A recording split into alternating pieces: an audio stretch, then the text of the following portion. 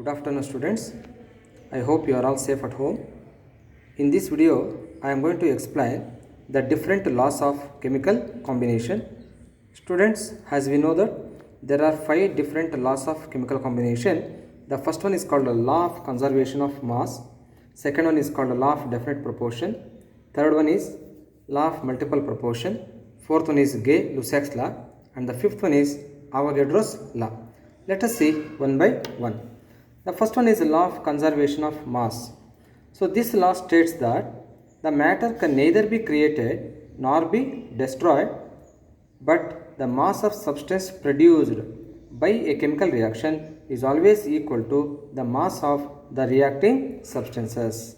I repeat once again, it states that the matter can neither be created nor be destroyed, but the mass of the substance produced by a chemical reactions is always equal to the mass of the reacting substances. For example, in the formation of ammonia molecule, when one molecule of gaseous nitrogen combines with 3 molecules of gaseous hydrogen at 200 atmospheric pressure and 450 degrees centigrade temperature, in presence of iron as a catalyst and molybdenum as a promoter, so 2 molecules of ammonia is obtained. It is also in the form of gaseous state. So in this equation, so nitrogen is a diatomic molecule, so it is 28 grams, and hydrogen is also diatomic molecule, that is 3 molecules of hydrogen, so total is 6 grams. When these two reacting substances combine together, so we get 34 grams of ammonia. Similarly, in the formation of sulfuric acid, when 2 molecules of gaseous sulfur dioxide combines with 1 molecule of gaseous oxygen in presence of platinum as a catalyst and vanadium pentoxide as a promoter at 760 Kelvin temperature and 2 atmospheric pressure, so 2 molecules of sulfur trioxide is obtained. So next, second one, law of definite proportion or constant properties. So this law states that a given compound always contains definite proportion of the element by mass. I repeat once again, it states that the given compound always contains definite proportion of the elements by mass. For example, in the formation of 1 molecule of carbon dioxide, when 1 mole of solid carbon combines with 1 mole of gaseous oxygen, so to form carbon dioxide, so that is when 12 grams of carbon combines with 32 grams of oxygen, so 44 grams of carbon dioxide is obtained, so it is in the ratio of 3:8. Similarly, in the formation of water molecule, when 2 grams of hydrogen combines with 16 grams of oxygen, so 18 grams of water is obtained, so this is in the ratio of 1:8. Next, third one, law of multiple proportion.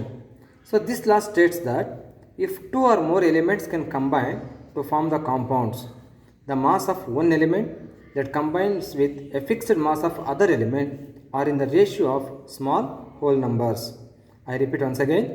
So this law states that if 2 or more elements can combine to form a compound, the mass of one element that combines with a fixed mass of other element are in the ratio of a small whole numbers. For example, in the formation of water molecule, when 2 grams of hydrogen combines only 16 grams of hydrogen, so then only we get 18 grams of water. Suppose if 2 grams of hydrogen combines with 14 or 15 grams of oxygen instead of 16 grams, we cannot expect a water molecule that is 18 grams of water. It means, so both the reactants are combined in a definite ratio or in a fixed ratio. In the formation of hydrogen peroxide, when 2 grams of hydrogen combines with 32 grams of oxygen, so then only we get 34 grams of hydrogen peroxide. The molecular formula for hydrogen peroxide is H2O2. So in this reaction also, both hydrogen and oxygen are combined in a fixed proportion or in a definite ratio. Next one is Gay-Lussac's law. So this law states that at constant temperature and pressure, the gases combine to form the products. The simple ratio exists between the volumes of reactants and products. For example, when hydrogen gas combines with chlorine gas, hydrogen chloride gas is obtained. It means to balance the chemical reaction, so both hydrogen and chlorine are multiplied by half. It means, so when one volume of hydrogen combines with one volume of chlorine, so one volume of hydrogen chloride is obtained. Next, last one is Avogadro's law. So this law states that the equal volume of all the gases contains equal number of molecules under the same conditions of temperature and pressure. It means if you take any gas like nitrogen, oxygen, or it may be chlorine, carbon monoxide, etc. at constant temperature and pressure, equal volume of all the gases contains equal number of molecules. For example, at standard temperature and pressure, 1 mole of any gas occupies a volume of 22.4 dm cube, which contains 6.023 into 10 to the power of 23 particles. It means when 1 gram of hydrogen is equal to 1 mole, 12 grams of carbon is equal to 1 mole, 14 grams of nitrogen is equal to 1 mole. Similarly, 24 grams of magnesium is equal to 1 mole.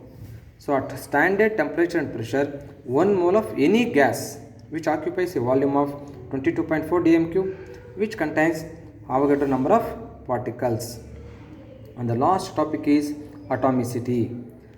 Atomicity is defined as the number of atoms present in a molecule of an element is called atomicity. The number of atoms present in a molecule of an element is called atomicity. For example, monoatomic elements like helium, neon, argon, krypton, xenon. So all these elements having only one atom of an element. Similarly, diatomic elements like hydrogen, nitrogen, oxygen, etc. So these molecules having two atoms of an element.